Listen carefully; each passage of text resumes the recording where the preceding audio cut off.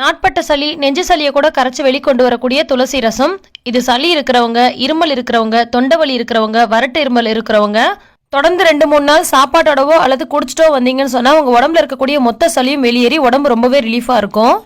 நல்லா டேஸ்டாக இருக்கக்கூடிய ஆரோக்கியமான துளசி ரசம் எப்படி செய்யறதுன்னு பார்க்கலாம் வாங்க. அஸ்ஸலாமு அலைக்கும், வெல்கம் டு ஆஸ் தமிழ். நான் உங்கள் சாய்ரா ஆஷிக். இப்போ ஒரு மிக்சர் ஜார் எடுத்துக்கலாம். இதில் 1 டேபிள் ஸ்பூன் அளவுக்கு மிளகு சேர்த்துக்க போகிறோம். காரத்துக்கு நம்ம முழுக்க மிளகு தான் சேர்க்க போகிறோம். தாளிக்கும் போது மட்டும் ஒரே ஒரு மிளகா சேர்த்துக்கலாம். மிளகு சளி முறிக்கக்கூடிய மருத்துவ குணம் கொண்ட ஒரு சூப்பரான பொருளுங்க. அடுத்து இது கூட 1 டேபிள் ஸ்பூன் அளவுக்கு சீரகம் சேர்த்துக்கலாம். ரசம்னு சொன்னாலே கண்டிப்பாக மிளகு சீரகம் இருக்கும். மிளகு சீரகம் சேர்க்கறதுனால தான் இந்த ரசம் ரொம்பவே ஆரோக்கியமாக இருக்குது. அதை இன்னும் கொஞ்சம் கூடுதல் ஆரோக்கியமாக தான் இன்றைக்கி நம்ம செய்ய போகிறோம். இப்போ இந்த மிளகு சீரகம் சேர்த்துட்டு இந்த மாதிரி நல்லா அரைச்சி விட்டு எடுத்துக்கலாம். ரொம்ப நைஸாக அரைஞ்சு வரணும்னு இல்லை, எந்த அளவுக்கு பொடி பண்ண முடியுதோ அந்த அளவுக்கு பொடி பண்ணிக்கோங்க. இப்போ இது கூட நாம் ஒரு கை அளவுக்கு உரிச்ச பூண்டு சேர்த்துக்க போகிறோம். அதாவது பூண்டினுடைய அந்த மேல் தோல் இருக்கு இல்லையா, அதை மட்டும் எடுத்துக்கோங்க. உள்ளுக்குள்ளே இந்த பூண்டோட ஒட்டி இருக்கும்ல, அந்த தோல் எடுக்க தேவையில்ல. ஒரு கைப்பிடி அளவுக்கு சேர்த்துட்டு இது கூடவே ஒரு கைப்பிடி அளவுக்கு துளசி இலைகள் சேர்த்துக்க போகிறோம். துளசி ரொம்ப சூப்பரான ஒரு கிருமி நாசினி. அது மட்டும் இல்லாமல் சளியை முறிச்சு வெளிக்கொண்டு வரக்கூடியது. அது மட்டும் இல்லாமல் நம்ம உடம்புல இருக்கக்கூடிய நோய் எதிர்ப்பு சக்தியை கூட்டக்கூடியது.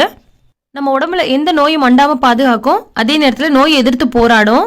இப்போ இதையும் சேர்த்துட்டு இந்த மாதிரி கொரகொரப்பாக அரைச்சி விட்டு எடுத்துக்கலாம். பூண்டும் துளசியும் சேர்த்ததுக்கப்புறம் ரொம்ப நைஸாக மையக்கூடாது. இந்த மாதிரி கொரகொரப்பாக அரைச்சி எடுத்துக்கோங்க. ரொம்ப நைஸாக அரைச்சிங்கன்னா ரசத்தோட டேஸ்ட்டு கொஞ்சம் மாறுபடும். இந்த மாதிரி இருக்கும்போது ரொம்பவே சுவையாக இருக்கும். பெரும்பாலும் துளசி எல்லார் வீடுகள்லையும் இருக்கும். ஆனால் இதை உணவாக யாரும் எடுத்துக்க மாட்டாங்க. இதை உணவாக எடுத்துக்கும் போது உங்களுக்கு பன்மடங்கு ஆரோக்கியத்தை தரும். இப்போ இதை நம்ம தாளிக்க ஆரம்பிச்சிடலாம். ஒரு கடாய் அடுப்பில் வச்சுட்டு 2 டேபிள் ஸ்பூன் அளவுக்கு எண்ணெய் சேர்த்து எண்ணெய் சூடானதும் இது கூட 1/4 டேபிள் ஸ்பூன் அளவுக்கு கடுகு சேர்த்து பொரிய விட்டுறலாம். கூடவே ஒரே ஒரு காஞ்ச மிளகாய் நல்லா பொடியாக கிள்ளி போட்டுக்கலாம். அடுத்தது இது கூட ஒரு 1/4 டீஸ்பூன் அளவுக்கு பெருங்காய பொடி சேர்த்துருக்கேன். கூடவே ஒரு 1/4 டீஸ்பூன் அளவுக்கு மஞ்சள் பொடியும் சேர்த்துக்கலாம். இது எல்லாத்தையும் லோ ஃப்ளேமில் வச்சு பண்ணிக்கோங்க. ஹை ஃப்ளேமில் வச்சு பண்ணாதீங்க, உடனே கரிஞ்சு போயிடும். அடுத்து இது கூட நம்ம அரைச்சி வச்சிருக்க மிளகு, சீரகம், பூண்டு, துளசி இருக்கு இல்லையா, அதை சேர்த்துக்கலாம்.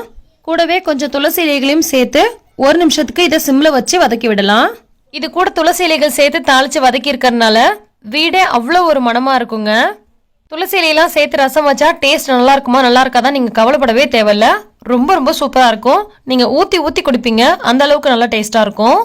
1 நிமிஷம் போல் சிம்மில் வச்சு நல்லா வதக்கி விட்டாச்சு. இப்போ இது கூட நம்ம கொஞ்சமாக தண்ணி சேர்த்துக்கலாம். சிலர் நல்லா தண்ணியாக ரசம் வைப்பாங்க, சிலர் கொஞ்சம் தண்ணி கம்மியாக வைப்பாங்க. நீங்கள் எப்படி நார்மலாக வைப்பீங்களோ அதே மாதிரியே வச்சுக்கோங்க. இப்போ நான் கொஞ்சமாக தண்ணி சேர்த்துட்டு அடுத்தது கரைச்சி வச்சிருக்க புளி கொஞ்சம் சேர்த்துக்கிறேன்.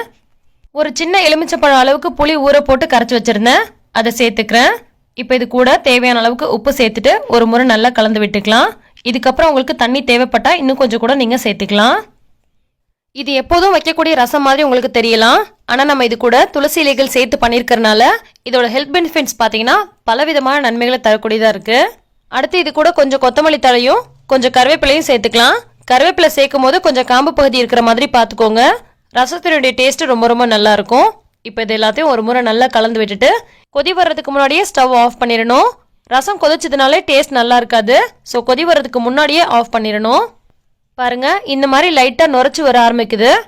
இது மாதிரி வரும்போது நம்ம ஸ்டவ் ஆஃப் பண்ணிவிட்டு இதில் கொஞ்சமாக கருப்பட்டி அல்லது வெல்லம் சேர்த்துக்கலாம். எப்போதுமே ரசம் வைக்கும் போது கூடவே நெல்லுங்க, கொதிச்சிடவே கூடாது. கொதிக்கிறதுக்கு முன்னாடியே இந்த மாதிரி ஸ்டவ் ஆஃப் பண்ணிவிட்டு ஒரு முறை நல்லா கலந்து விட்டுட்டு மூடி போட்டு உடனே மூடிடுங்க. எப்போ சாப்பிட போகிறீங்களோ அப்போ ஓப்பன் பண்ணி நம்ம சர்வ் பண்ண ஆரம்பிக்கலாம். அப்போ தான் ரசம் நல்ல வாசனையாக நல்லா சூப்பராக இருக்கும். நார்மலாக ரசம் வைக்கிறத விட இந்த மாதிரி கூடுதல் ஆரோக்கியம் தரக்கூடிய பொருட்களை சேர்த்து ரசம் வச்சுக்கோங்க. உடம்புக்கு ரொம்ப நல்லது. இது சளி இல்லாதவங்க கூட சாப்பிடலாம். உள்ளுக்குள்ளே சளி இருந்துச்சுன்னா கரைச்சி வெளியில் கொண்டு வந்துடும். இம்யூன் சிஸ்டத்தை பூஸ்ட் பண்ணும், அதாவது நோய் எதிர்ப்பு சக்தியை அதிகப்படுத்தும். இந்த ஹெல்த்தியான ரெசிபி உங்களுக்கு பிடிச்சிருக்கும்னு நினைக்கிறேன். பிடிச்சிருந்தா லைக் பண்ணுங்க, மற்றவங்களுக்கும் ஷேர் பண்ணுங்க. நன்றி.